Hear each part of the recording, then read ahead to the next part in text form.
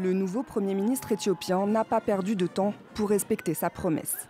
En avril dernier, Abiy Ahmed avait promis aux Oromo, le premier groupe ethnique du pays qui menait une fronde sociale depuis 2015, qu'il répondrait à leurs revendications.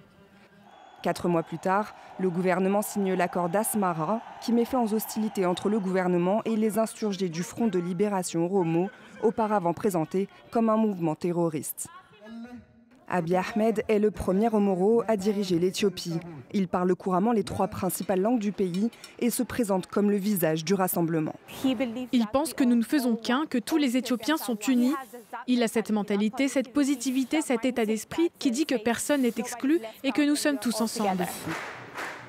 À peine 3 mois après son entrée en fonction, le Premier ministre a mis fin à l'état d'urgence et libéré les prisonniers politiques.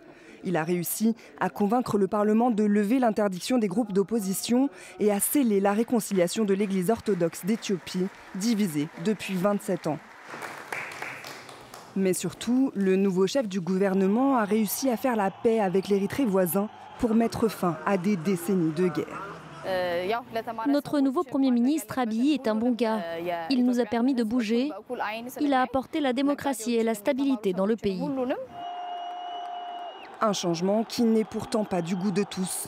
En juin dernier, le Premier ministre a échappé de justesse à un attentat qui a fait 2 morts et plus de 150 blessés. Mais Abiy Ahmed continue les réformes. Il a promis d'ouvrir les secteurs clés de l'économie aux investissements étrangers. Les Émirats arabes unis vont débloquer 3 milliards de dollars pour aider le pays à faire face à une pénurie de devises. Et le président français s'est dit désireux d'accompagner les réformes du nouveau phénomène politique africain.